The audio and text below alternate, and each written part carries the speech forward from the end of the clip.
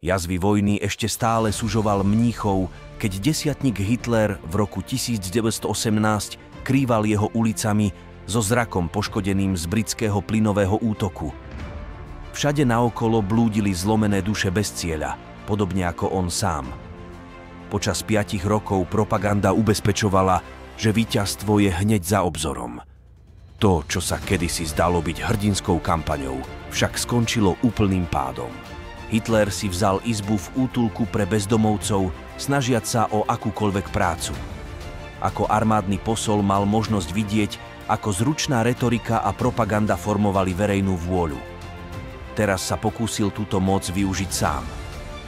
Zapísal sa na politicko-vzdelávací kurz organizovaný armádou, kde jeho vášnivé diatriby proti marxistom a židovským konšpirátorom, ktorí boli obviňovaní z nemeckých porážok, pritiahli pozornosť. Bol menovaný, aby infiltroval miniatúrnu nemeckú robotnícku stranu a jeho prejav v októbri 1919, v ktorom argumentoval za národnú obnovu prostredníctvom radikálnych opatrení, mu získal miesto predsedu ich schôdzí. Počas hodín dôkladnej prípravy si vypiloval emotívny štýl rečnenia, ktorý mohol vyvolávať najhlbšie emócie davu. Jeho posolstvo, že slabá výmarská vláda zradila Nemecko na domácom fronte, hlboko rezonovalo s tými, ktorí zostali zúbožení a dezorientovaní. Počet členov rýchlo narástol, keď Hitler kritizoval novembrových zločincov, ktorí podpísali Versajskú zmluvu. Predstavoval patriotov ako seba samého za skutočné obete židovsko-bolševického sprisahania, pričom ich poníženie na základe nemilosrdných podmienok zmluvy volalo po pomste.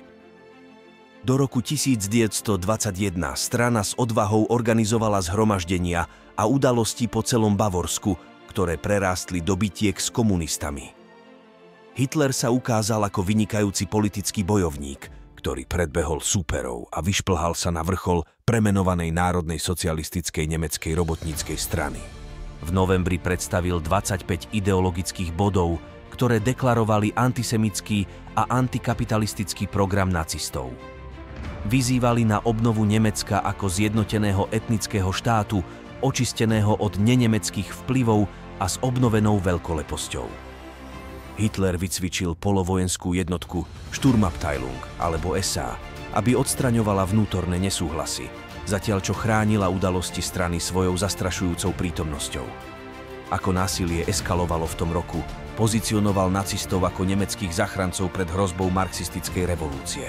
8. novembra 1923 pomohla SA Hitlerovi v pokuse o prevrat, aby zvrhla bavorskú vládu v mnichovskej pivnici Burgerbräu-Keller.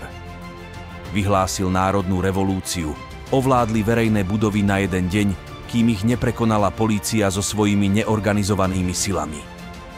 Dvaja zomreli pri stretách, keď Hitler a jeho verní utekali do hôr. Ich kúsok si vyslúžil pohŕdanie. Čelil súdnemu procesu za vlastizradu, kde predniesol dôvtipný prejav, v ktorom sa vykreslil ako umelec bojujúci za myšlienku, nie za vzburu. Hitler dostal mierny trest 9 mesiacov vo väzení Landsberg, kde diktoval svoj politický manifest Mein Kampf spoluväzňom Rudolfovi Hessovi a Emilovi Mauricovi.